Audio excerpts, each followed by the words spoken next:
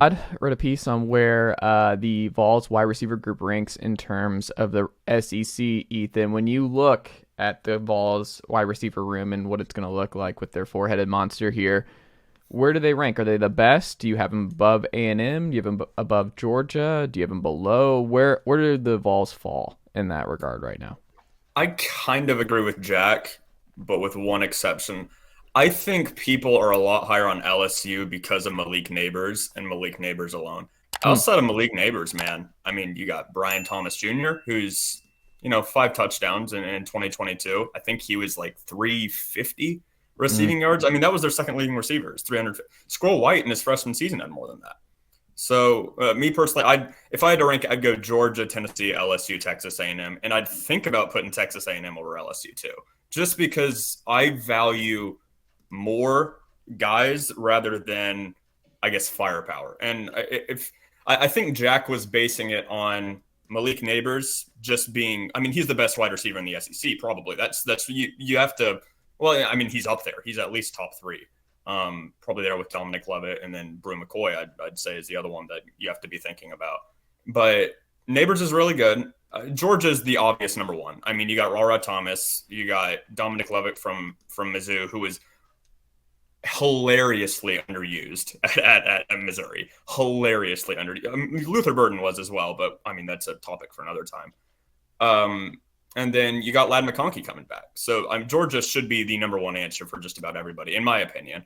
After that, you can talk about four teams, really. I mean, you could talk about Alabama if you want to. I don't think they're on the same level as A&M, LSU, and Tennessee. And if you're talking passing attack, I'm not sure who's going to throw the ball to Muhammad, Stewart, and Smith over at Texas A&M between Weigman and who's that other guy they got there? Whoever, doesn't matter. Moose Muhammad. LSU's going It's to have funny you say that yeah, because, like, I think it's A&M for me. I think A&M is my number one. Like, really? if everything goes right, like, I think they have the most talent of anyone. If I I had to go, mean, Evan Stewart, Aeneas Smith, Anais Smith is yeah. coming off like a injured knee, though.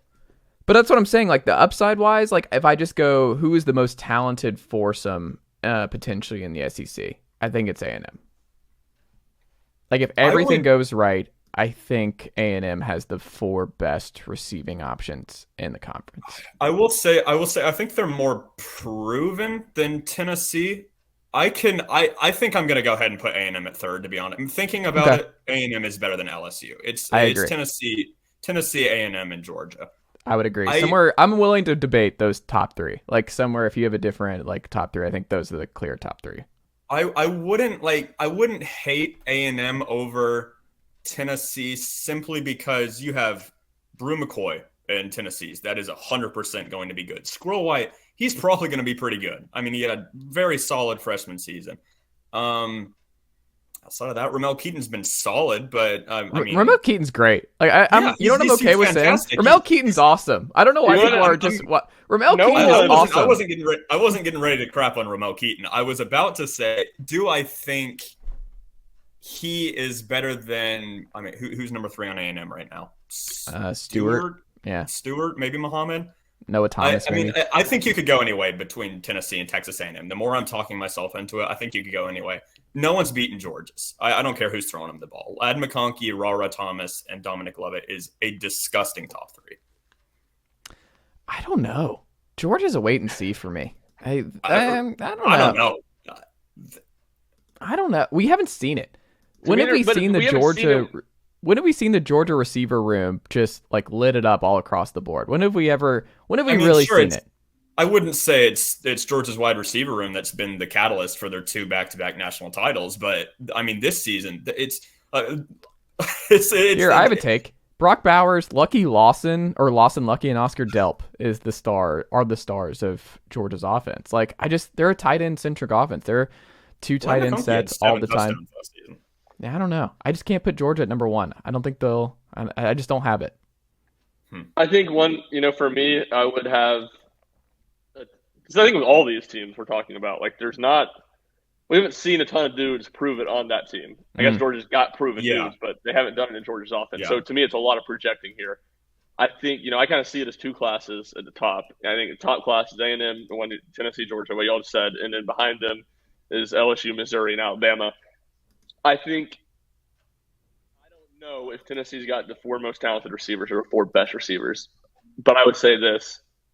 If we're going to sit here at the end of the year and we're going to talk about production and we're going to talk about, everything that you talk about when you're looking at who's an all-SEC receiver, it's hard for me not to pick Tennessee just because, I have question marks about Joe Milton, but I don't have question marks about Josh Heupel's offense. I feel pretty darn confident some dudes are going to put up big numbers. Georgia, their offense is great. I can't say with any confidence that more than one, if even one of those receivers, I can't say with any confidence that a single Georgia receiver is going to have 750 yards next year. I'd be pretty darn surprised if Tennessee doesn't have 2 dudes that have 750, and I'd be pretty darn surprised if they don't have someone that has 1,000. And A&M, a lot of talent there. I tend to think, they're going to be a lot better offensively and pretty good offensively, and they're going to be, I don't know if it's a prize team, but certainly a lot better than they were last year. But you can't tell me you're betting on Texas A&M's offense over you're betting on Tennessee's offense. So yeah, are we talking just straight up talent in the room, or are we talking passing attacks? Because if we're talking passing attacks, I'd go Tennessee first as well. I'm saying, but talent. I think that's a completely different question because I'd put Texas A&M at like 5th if that's how. But see, I wouldn't even do that. By Petrino, if he gets full control, I still think. I mean, maybe, but you still have Connor Weigman under center. He might be good. I mean, maybe, but I don't necessarily think he'll have the. I mean, year one under Bobby Petrino and Connor Weigman with a solid, passing. Oh, I mean, we have to remember Texas A&M, brother. Last year they were rough offensively. Toss it out. If Bobby Petrino gets, you got to toss it, Ethan. You got to toss it. You got to wipe it from your brain. I get it's a completely different, but you still got the same dudes under center, and they're not. I don't know. We'll see. I don't know. I think it's a fun conversation. It's also one where it's like I think Tennessee year over year is always going to be in this conversation. They're going to be somewhere in the top 3. They're recruiting well. They develop well. They'll be. Would your question be passing attack or just talent in the wide receiver room? Because that does vastly change my answer. Talent in the wide receiver room. I would say Georgia, toss up between Tennessee and Texas A&M, and then LSU further back. Okay. Final thing here, we got Tennessee big recruiting weekend. They land Jordan Burns out of the home state, Pace Academy linebacker. So one of the 2, it looks like, is already in the boat. Tylen Singleton coming in this weekend from Louisiana. Boo Carter is landed over the weekend on Saturday night in New York City.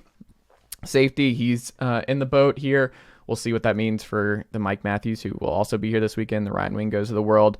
And then Max Anderson, another inside lineman, commits to the Vols, another 4-star. So 3 4-stars commit to Tennessee. They're now top 10 in every preferred just prospect ranking, whether it's on 3, 247 rows, whoever.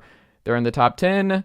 Ryan, what do you make of the 3 big commits, and who do you think will end up?